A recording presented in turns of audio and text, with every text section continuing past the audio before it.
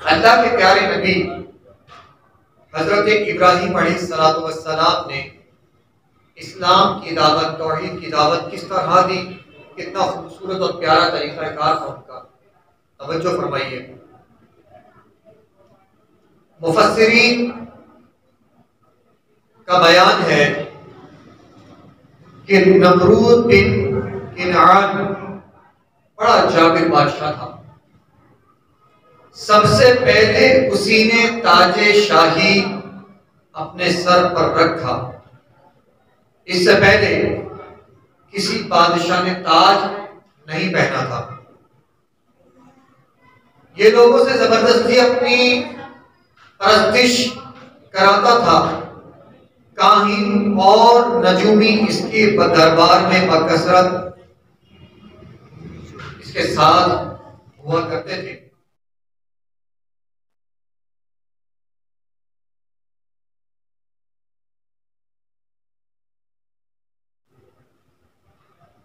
सब तवज्जो के साथ सुने, सबकी तवज्जो नहीं है, इधर उधर मुंतशिर हो रहे हैं हम लोग। तो नमरूद ने एक रात ख्वाब देखा, एक सितारा निकला है, उसकी रोशनी में चांद, सूरज और सारे सितारे बेनूर हो गए। एक सितारा देखा ख्वाब में, देखा कि उसके सामने चांद और सूरज और जितने भी तारे उन सब की रोशनी खत्म हो गई। काहिनों और नजूमियों ने उसके इस ख्वाब के बारे में ये बताया, ये ताकीर बताई कि एक ऐसा शख्स आएगा जो तेरी बादशाही को खत्म कर देगा, तेरी बादशाह तबाह हो जाएगी। ये सुनकर वो नमरूद बहुत परेशान हुआ।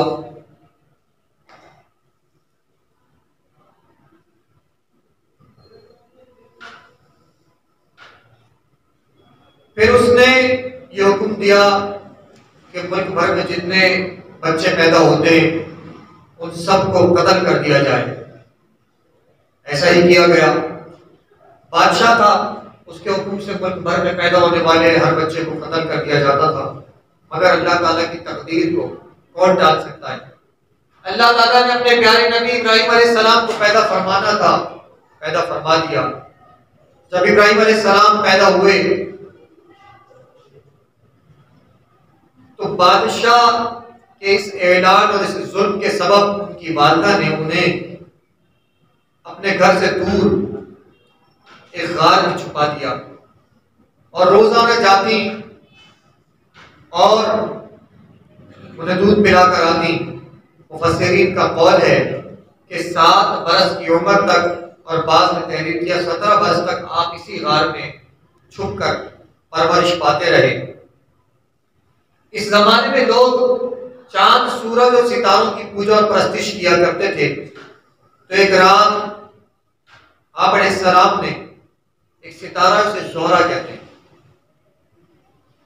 सब तवज्जो से यहां सुनो। एक रात आपने देखा कि एक सितारा ज़ोहरा या मुश्तरी, तो आपने उसे जब देखा तो देखकर लोगों को तौहीद की दावत दी। आपने निहायत खूबसूरत और दिल खुश कर देने वाले अंदाज में लोगों के सामने इस तरह तकरीर बयान फरमाई, ऐ लोगों, क्या ये सितारा मेरा रब है? फिर जब वो डूब गया तो आपने फरमाया, जो डूब गया मैं उससे मोहब्बत नहीं कर सकता।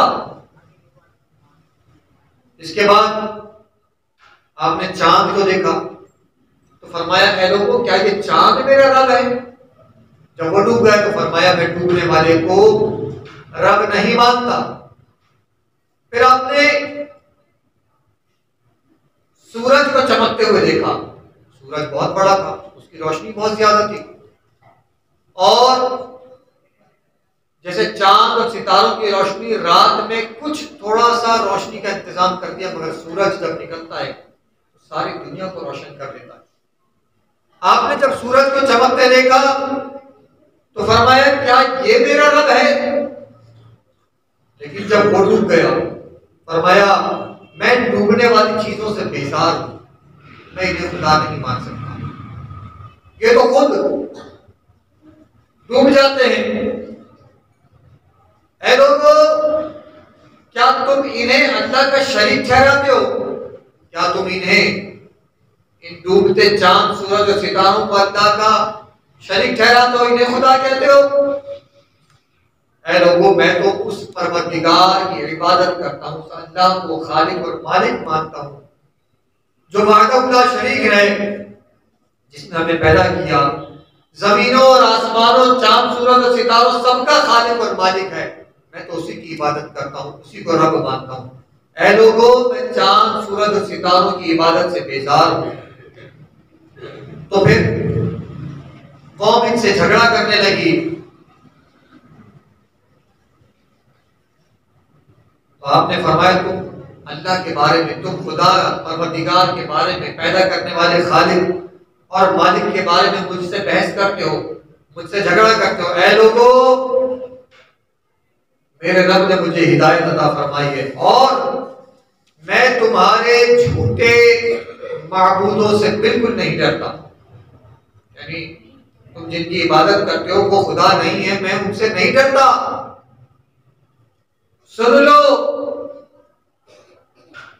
बगैर मेरे रब के हुक्म के तुम लोग और तुम्हारे देवता मेरा कुछ नहीं बिगाड़ सकते। मेरा रब हर चीज को जानता है। क्या तुम लोग मेरी नसीहत को नहीं मानोगे? अब इस बारे में कुरान करीम ने बड़े खास और पाकीज़ा तरीके से चंद जुमलों में इस पूरी बात का, पूरे हालात का बयान फरमाया। 12 सूरह इनआम आयत नंबर 86 से 79 तक, 89 तक फरमाया। मैं इस आयत का तर्जमा पढ़ता हूँ, ये 3-4 आयतें बहुत ज्यादा, तर्जमा पढ़ता हूँ। फिर जब इन पर रात का अंधेरा आया, एक तारा देखा, बोले इसे मेरा रब ठहराते हो। फिर जब वो डूब गया तो बोले मुझे खुश नहीं आते डूबने वाले, यानी मुझे ये डूबने वाले पसंद नहीं है, मुझे समझ में नहीं आते कि इनकी बात की जाए। फिर जब चांद चमकता देखे तो फरमाया इसे मेरा रब बताते हो। फिर जब वो डूब गया तो कहा अगर मुझे मेरा रब हिदायत ना करता तो मैं भी इन्हीं गुमराहों में होता। फिर जब सूरज चमकता दमकता देखा तो बोले इसे मेरा रब कहते हो, ये तो इन सबसे बड़ा है। फिर जब वो डूब गया तो फरमाया ऐ कौम, मैं बेजार हूं इन चीजों से जिन्हें तुम शरीक ठहराते हो मेरे रब का। मैंने अपना मुंह इस तरफ किया जिसने आसमान और जमीन सब बनाए, एक उसी का होकर मैं मुशरिकों में नहीं। सुभान अल्लाह। एक बच्चे ने कहा सुभान अल्लाह, अच्छी बात है ना, सुभान अल्लाह कहा, आप सबको भी सुभान अल्लाह कहना चाहिए ना। कहिए सुभान अल्लाह। यानी इब्राहिम अलैहिस्सलाम ने अल्लाह की जात में शिर्क करने वाले मुशरिकों से फरमाया कि मैं चांद सूरज और सितारों की पूजा परस्तिश नहीं करूंगा, मैं तो अल्लाह को वाहदहुल्ला शरीक मानता हूं, उसकी इबादत करता हूं। ऐ लोगों, मैं तुम्हारे झूठे खुदाओं की इबादत नहीं करता, मैं तो अपने परवरदिगार की इबादत करता हूं जिसने सब कुछ पैदा किया, चांद सूरज सितारे जमीन आसमान सबको उसी ने बनाया, तो मैं उस रब का इबादत करने वाला हूं। कितना प्यारा, कितना खूबसूरत तरीका है अल्लाह के नबी इब्राहिम अलैहिस्सलाम का। आपने किसी से लड़ाई नहीं की, किसी से झगड़ा नहीं किया, अच्छी बात बताई। तो अब अच्छी बात बताने की वजह से जो लोग उन चांद सूरज और सितारों की इबादत करते थे वो उनसे बहस करने, लड़ने आ गए, झगड़ने लगे। तो आपने फरमाया मुझसे लड़ाई झगड़ा ना करो, मुझसे तुम उस परवरदिगार के बारे में बहस करते हो, झगड़ते हो, मैं तो उस परवरदिगार की तरफ तुम्हें दावत देता हूँ, मैं तो उसकी इबादत करता हूँ जिसने इन सबको पैदा किया है। तुम सोचते क्यों नहीं, समझते क्यों नहीं? वो परवरदिगार सबका खालिक और मालिक है। चांद को भी उसी ने बनाया, सूरज को भी उसी ने बनाया, सितारों को भी उसी ने बनाया। आपको पता है जब क़यामत आएगी तो ये चांद, सूरज और सितारे सब टूट जाएंगे, सब गिर जाएंगे, सब खत्म हो जाएंगे। कौन बाकी रहेगा? एक अल्लाह बाकी रहेगा, वो वहदहू ला शरीक बाकी रहेगा। ये सब फना होने वाली चीजें, कायनात की सब चीजें अल्लाह के हुक्म से, सारी कायनात अल्लाह के हुक्म से ठहर जाएगी, रुक जाएगी, सब फना हो जाएगा, सब खत्म हो जाएगा, मगर एक रब अज़्ज़ व जल बाकी रहेगा। तो हमें उसी को मानना है इंशाअल्लाह। ठीक है, अल्लाह तबारक व तआला हम सबको अपनी तौहीद और अपने प्यारे नबी सल्लल्लाहु अलैहि वसल्लम की रिसालत को मानने और समझने की तौफीक अता फरमाए।